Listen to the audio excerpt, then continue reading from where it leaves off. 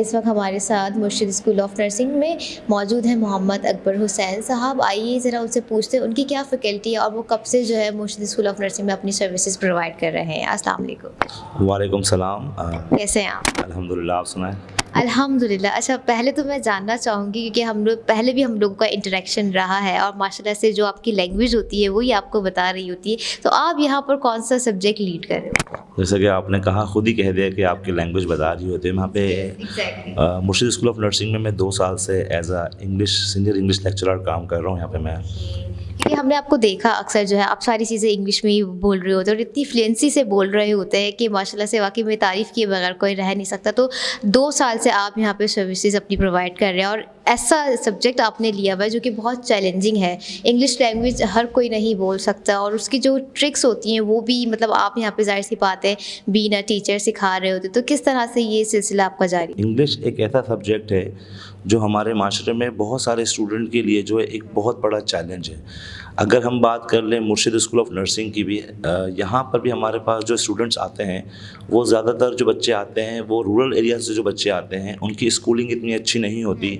उनके स्कूलिंग अच्छी नहीं होती, उसकी वजह ये होती है लैक ऑफ फैसिलिटीज़ होती है, लैक ऑफ स्किल टीचर्स होते हैं और उसके अलावा जो है इनको इनकरेज नहीं किया जाता इंग्लिश की तरफ, तो इसकी वजह से इंग्लिश में बहुत वो वीक होते हैं। तो इसी वजह से जब यहाँ पर आते हैं, यहाँ पर मुर्शिद स्कूल ऑफ नर्सिंग में, ये डाउ यूनिवर्सिटी से एफिलेटेड है हमारा इदारा, तो यहाँ पे यूनिवर्सिटी लेवल की इंग्लिश होती है, तो उनको बड़ा प्रॉब्लम होती है। तो इसको कॉप करने के लिए, इसको ओवरकम करने के लिए फिर हमारी मैनेजमेंट, मतलब हमारे प्रिंसिपल है, वाइस प्रिंसिपल है, जो हमारी टीम है, फिर हम इस चीज़ पे बैठ के मीटिंग करते हैं बाकायदा कि इस मसले को किस तरह से हल किया जाए। हम कभी स्टूडेंट्स को एक्स्ट्रा क्लासेस देते हैं, डिफरेंट एक्टिविटीज़ कराते हैं ताकि उनकी बेसिक्स पे भी काम किया जा सके। और उसके साथ साथ जैसे मैंने कहा कि ये यूनिवर्सिटी लेवल की इंग्लिश होती है क्योंकि उसमें क्रिटिकल चीज़ें होती हैं, एनालिटिकल चीज़ें होती हैं, फिर उसके साथ साथ रिसर्च उनको पढ़ानी पड़ती है, कम्युनिकेशन स्किल्स पे काम करना पड़ता है क्योंकि इंग्लिश एक ऐसा सब्जेक्ट है, इसमें खुद 4 सब्जेक्ट हैं, लिसनिंग, रीडिंग, राइटिंग, स्पीकिंग। तो हर स्किल्स की अपनी अलग उसमें जो है वो टेक्निक्स होती है सिखाने की।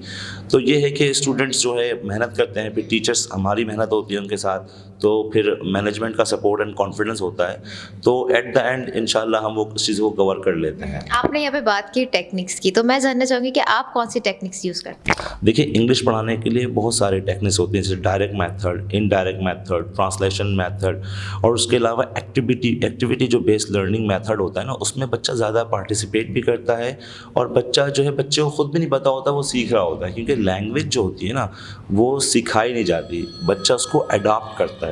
बच्चा उसको अपने इनपुट, जैसे बोलते हैं ना, हमारे पास 2 इनपुट डिवाइस है तो 2 आउटपुट डिवाइस है। तो हमारी जो लिसनिंग होती है और जो हम चीज़ों को देखते हैं, उससे हमें क्या होता है कि हमारी जो लिसनिंग स्किल्स होती हैं उसके ज़रिए हम चीज़ों को सुन रहे होते हैं, ऑटोमेटिकली क्या होता है वो चीज़ हमारे ब्रेन का पार्ट बन रही होती है, फिर वो खुद हमें वो आउटपुट देती है। जिस तरह से इंग्लिश में एक लैंग्वेज है, तो लैंग्वेज का सीखने का सबसे बेहतरीन तरीका ये होता है कि अगर हम अपनी लिसनिंग स्किल्स पे और अपनी हम रीडिंग पे काम करें, मतलब अपने इनपुट पे अगर हम काम करें तो हमारा आउटपुट अच्छा होगा। तो हम यही कोशिश करते हैं कि इस तरह की एक्टिविटी कराई जाए, मिसाल के तौर पे रोल प्ले, डिबेट, स्पीच या कोई रीडिंग के स्ट्रेटजी के बहुत सारे इस तरह की एक्टिविटी होती है। अगर हम जब वो कराते हैं तो बच्चों के लिए एक एक्टिविटी भी हो जाती है, एक फ़न भी हो जाता है और इसके साथ साथ बच्चा जो है बहुत सारी चीज़ें सीख जाता है।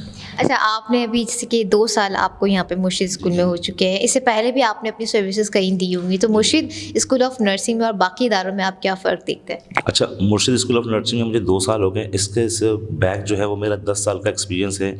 मैंने डिफरेंट स्कूल्स में, कॉलेजेस में पढ़ाया है, ओ लेवल, ए लेवल और आगा खान सिस्टम के स्कूल्स में भी पढ़ाया है मैंने। अच्छा, आपने बात की कि यहाँ पर और वहाँ पे क्या फ़र्क है।